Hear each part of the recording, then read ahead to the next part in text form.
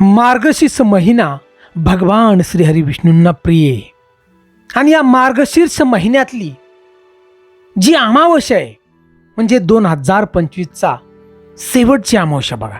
आणि या मार्गशीर्ष महिन्यातल्या अमावस्येच्या दिवशी भगवंताची जर भक्ती मनापासून केली तर भगवंत तर प्रसन्न होतील, परंतु माता महालक्ष्मी सुद्धा प्रसन्न होईल.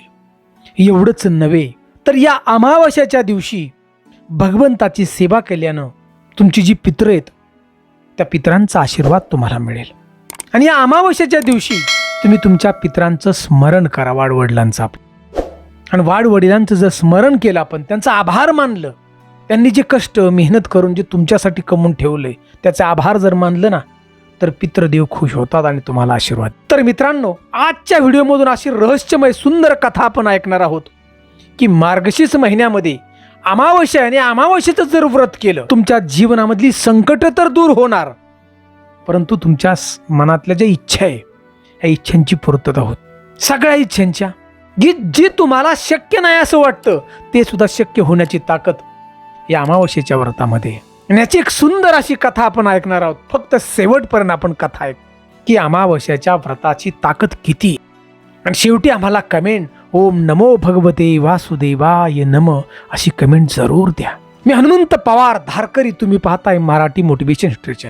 तर मित्रांनो, गोष्ट आहे हजारो वर्षापूर्वीची. जमुना नदीच्या काठावरती वसलेलं सुंदर असं एक गाव.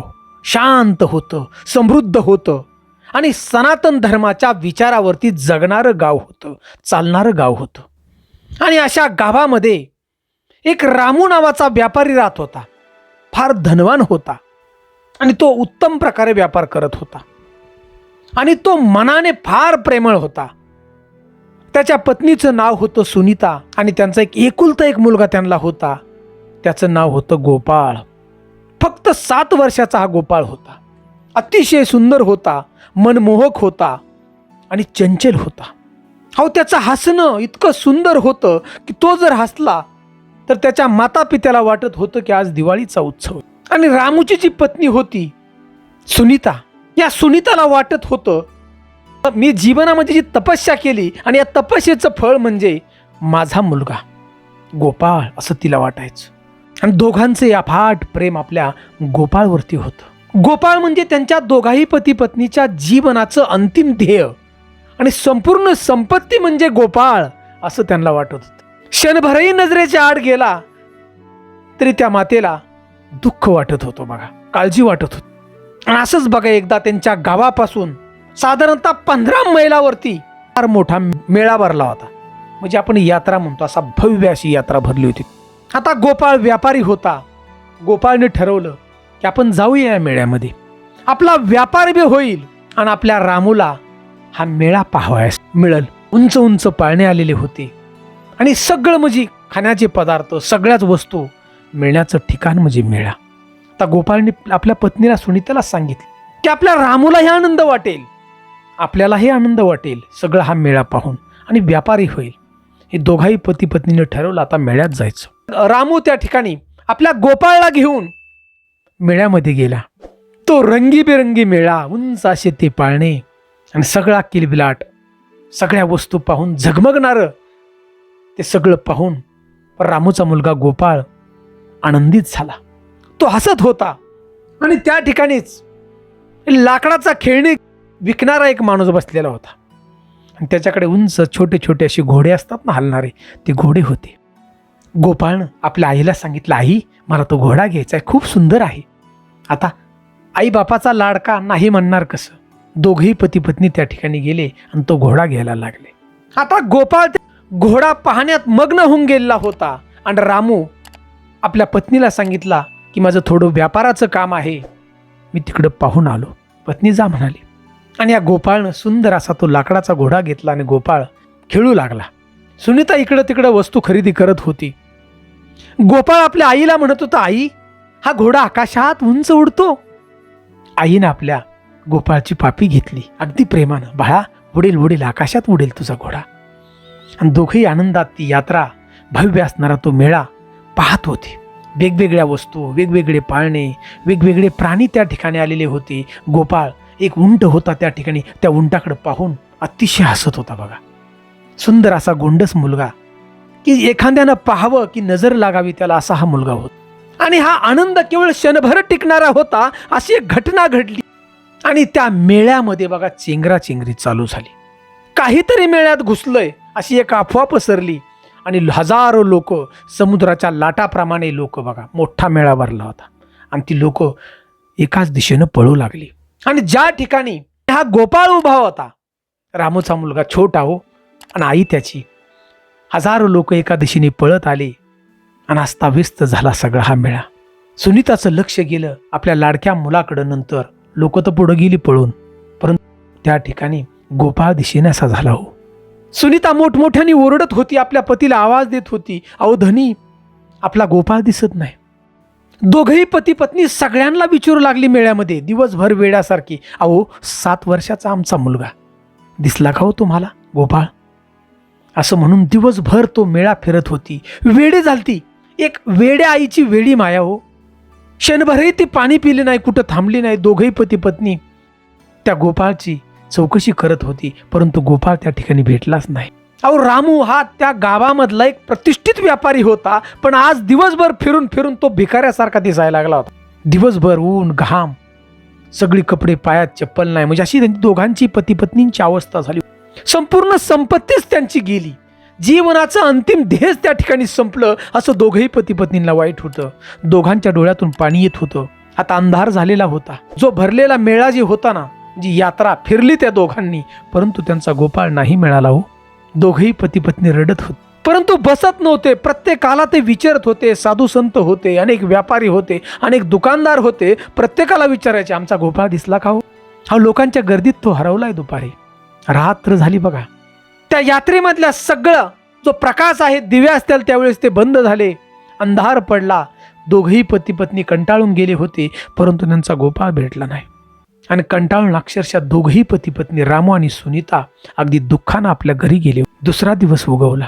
दोघही पती पत्नी बघा इतके व्याकुळ झाले होते, दुःखी, की गोपाळ हाच त्यांचं जीवन होतं. काय करावं हे कळत नाही. गावात ज्याला दिसेल त्याला विचारत होते की आमचा गोपाळ दिसला का हो? आईचं प्रेम त्या सुनीताला, म्हणजेच त्या गोपाळच्या आईला वाटत होतं की माझा गोपाळ जेवला असेल का, त्याला कुठं लागलं तर नसेल. लोक पळत आलती, लोकांचा लोंढा आलता, त्या लोंढ्यात गोपाळा तोडवलं तर नसेल ना. अनेक वाईट वाईट गोष्टी त्या मातेच्या मनात येत होत्या. गावामध्ये ती वेड्यासारखी फिरत होती. विचार करा, एवढा धनवंत व्यापारी, सगळा व्यापारधंदा त्यानं सोडून दिला आणि तो फक्त आपल्या मुलाची चौकशी करत होता. बघा अख्ख्या गावात दिवसामागून दिवस चालले होते. दुसरा दिवस उजडला, तिसरा उजडला, असं दिवसामागून दिवस चालले होते. दोघही पती पत्नी बघा जेवण सुद्धा करायचे नाही.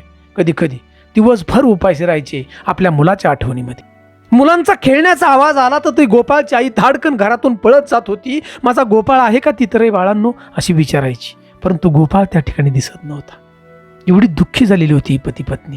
दिवसामागून दिवस चालले होते, काही करावं हे कळत नव्हते. 3 ते 4 महिन्याचा काळ निघून गेला.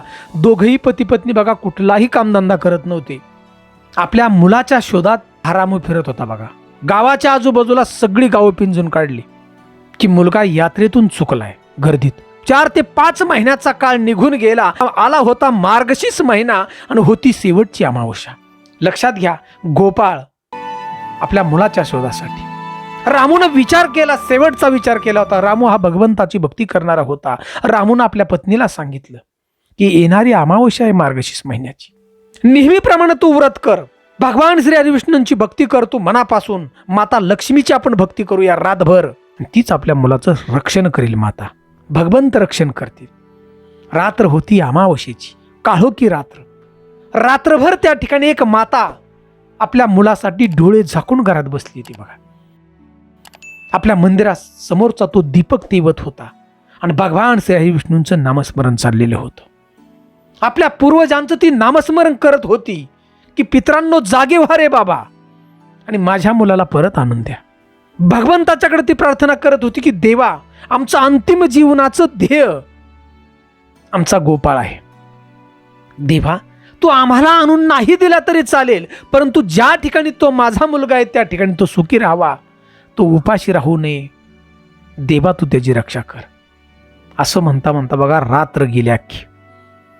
दोघा पती पत्नींनी भगवान श्री हरी विष्णू देवाची प्रार्थना केली, माता लक्ष्मींचं त्या ठिकाणी पूजन केलं बघा. आणि दिवसभर अन्नाचा कणही घेतला नाही. एवढं व्रत कठीण केलं त्यांनी. दिवस उगवला आणि काय चमत्कार, एक दिव्य साधू जंगलाच्या दिशेनं त्या गावामध्ये आला आणि त्याच्याबरोबर फाटकी कपडे घातलेला एक मुलगा होता, वय वर्ष 7 ते 7.5 वर्षाचं. आणि ते साधू महाराज त्या ठिकाणी त्या मुलाला घेऊन आले. सुनीतानं त्या मुलाच्या डोळ्यात पाहिलं तर हा माझाच गोपाळ तिने ओळखलं. आणि त्या गोपाळच्या हातामध्ये तो यात्रेमध्ये घेतलेला लाकडी घोडा आपल्या पोटाशी धरलेला. साधू महाराजांनी ते सांगितलं, अहो शेठजी, हा जो मुलगा आहे जंगलामध्ये नदीच्या काठाला पडलेला होता आणि मी तीर्थयात्रेला निघालो होतो. तो मुलाला पाहिलं आणि मी त्या ठिकाणी आलो. तो बेशुद्ध अवस्थेत होता. परंतु मला एक प्रश्न पडला की कित्येक दिवस याला अन्न नाही, पाणी नाही, हा मुलगा जगला कसा? साधूच्या मनात विचार आला की याला केवळ भगवंतानीच वाचवलेले, भगवंताच्या छायेतूच या ठिकाणी राहिला, नाही तर त्याला प्राण्यांनी कधीच खाऊन टाकलं असतं. हे सांगितल्यानंतर दोघंही पती पत्नींच्या डोळ्यातून एक आनंदाचे अश्रू होते बघा, की भगवंताची सेवा केली म्हणून भगवंतानं आपल्या मुलाचं रक्षण केलं. जी गोष्ट कधी न मिळणारी होती त्याचं रक्षण करणारा भगवंत आहे. कारण ज्यानं विश्व निर्माण केलं त्या विश्वाचं रक्षण करण्यासाठी तो उभा आहे. जो भक्ती करल त्याच्या भक्तीच्या हाकेला धावणारा हे भगवंत आहेत. या ठिकाणी रामूला आणि त्याच्या पत्नीला कळून चुकलं. सुनीतानं म्हणजेच त्या मातेने आवाज दिला आपल्या बाळाला, गोपाळ. नंतर गोपाळ धावत आला आणि कित्येक महिन्यानं जी गाठ पडली होती एका आईची आणि मुलाची, छातीला आपल्या कवटळलं बघा बाळाला. आणि भगवंताचं त्या ठिकाणी अनंत उपकार आहेत अशी ती म्हणू लागली हो, की हे भगवंता, माझ्या तपस्येचं फळ तू अखेर दिलंच रे बाबा.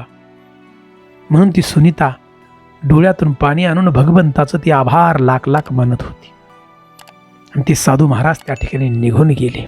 आई त्या मुलाला विचारत होती गोपाळला, बाळा तू एवढा दिवस राहिलास कसा? तो गोपाळ त्या ठिकाणी सांगू लागला, आई त्या यात्रेमध्ये हजारो लोक पळत आली, लोकांनी मला तुडवलं आणि घाबरून घाबरून मी त्या यात्रेतून पळालो आणि घनदाट अशा जंगलात चुकलो जाऊन. पुढे चालता चालता मी तुम्हाला पाहत होतो, परंतु तुम्ही नाही भेटला. अन्न आणि पाण्या वाचून मी बेशुद्ध पडलो, परंतु मला कोणीतरी वाचवलं. अलगत हातानं मला उचलला, फक्त मला भात झाला आणि तिथून पुढचं मला काही माहीत नाही. दोघाही पती पत्नींनी भगवंताचा आभार मानलं. भगवंता तो रक्षण करणार आहेत. लक्षात घ्या, ही अमावस्या व्रताची ताकद आहे. मनापासून जर भक्ती केली भगवंताची या अमावस्येच्या दिवशी मार्गशीर्ष महिन्यात, लक्षात घ्या, कारण मार्गशीर्ष महिना म्हणजे प्रत्यक्षात भगवंत आहेत, भगवान श्री हरी विष्णू आहेत. आणि भगवान श्री हरी विष्णू त्या ठिकाणी माता लक्ष्मी असते. आणि हा पितरांसाठी दिवस फार महत्त्वाचा आहे. ह्या सगळ्यांच्या आशीर्वादानं हा मुलगा परत आला बघा, हा गोपाळ. आणि हे कुटुंब सुखी झालं. नंतर रामू आपला व्यापार करू लागला आणि आई आपल्या मुलावर जीवापाड प्रेम करू लागली गोपाळवर. क्षणभरही त्याला कुठं विसरत नव्हती. तो क्षणभर दिसला नाही तर तिला दचका भरत होता. या मार्गशीर्ष महिन्यातल्या अमावस्येची सुंदर अशी ही कथा खरीखुरी. म्हणून या अमावस्येच्या दिवशी मार्गशीर्ष महिन्यातल्या आपण नक्की व्रत करा. भगवान श्री हरी विष्णूंचं आपण नामस्मरण करायचं, माता लक्ष्मीचं नामस्मरण करायचं. लक्षात घ्या, आपल्या कामातून ह्या सगळ्या गोष्टी केल्या तरी चालतात.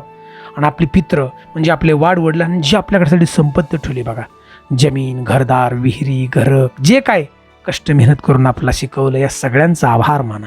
आपले माता पिता नसतील ना तर त्यांचे आभार माना आपण. जर माता पिता असतील तर त्यांच्या पायाशी नतमस्तक व्हा आणि त्यांचा आशीर्वाद घ्या.